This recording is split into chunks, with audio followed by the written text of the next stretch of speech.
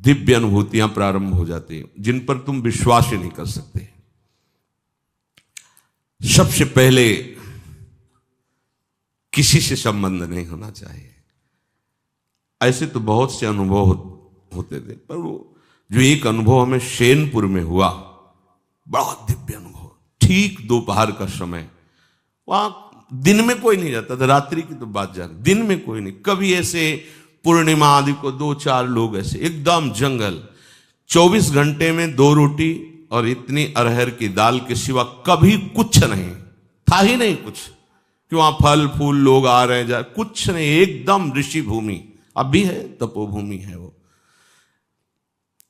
बस वो 2 बजे दिन में वो, तो दोपहर में ऐसे कोई नींद का तो शायद सवाल ही नहीं कि नींद में थे, ऐसे नहीं। एक ऐसे बारंडा टाइप पुराना था, बहुत सी लता, गंगा जी ऐसे सामने लेटे हुए थे, मंत्राकार वृत्ति।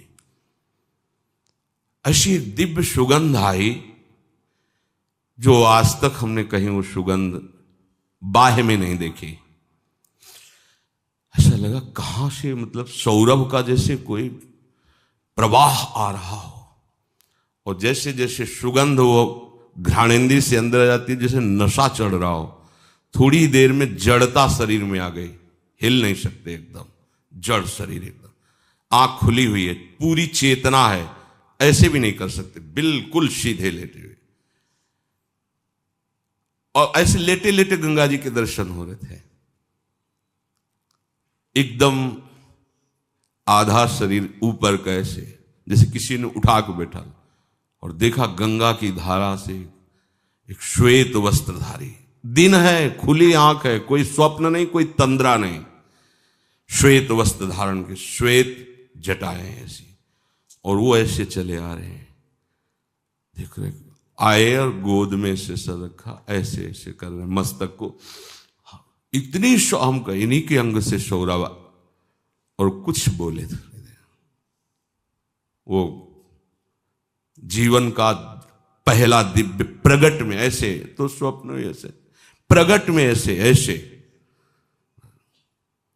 कुछ कहा, कुछ बोले, इसके बाद सीधे ऐसे, और गंगा ऐसा पार आनंद कि वो बताया नहीं जा सकता। ऐसा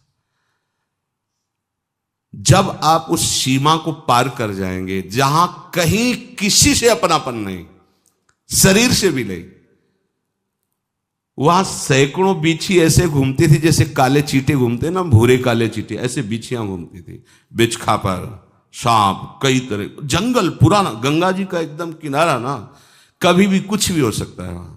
और 2 ही लोग, इधर हम लेटे थे, एक पंजीरी बाबा थे, वो दूर एक उनकी कुटिया थी, उसमें वो लेटे रहते, वृद्ध थे वो, पर बड़े तपस्वी थे, वहां कोई और टिक नहीं सकता था। अनुभव, अपनापन जब तक शरीर से, तब तक दिव्यता का अनुभव नहीं। हम बहुत अंदर लालायित रहे कि इनसे पूछे आपको का परिचय पे, हिम्मत, मतलब वो एकदम ऐसी जड़ता भाव थी कि हिम्मत ही नहीं पड़ रही थी पूछे। बाद में पता चला, वर्षों बाद में पता चला कि अमुक अमुक महापुरुष प्रकट होकर के बताया।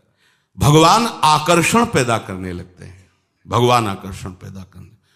उसी के बाद फिर भाई जी महाराज राधा बाबा का दर्शन ऑफिस में हुआ, नेतृक साहब ने ऑफिस प्रकट है, ऐसे भाई जी करके, ऐसे क्या जानना चाहते हो, ऐसे चश्मा ऐसे कर, और पूज्य राधा बाबा बगल में बैठे हैं।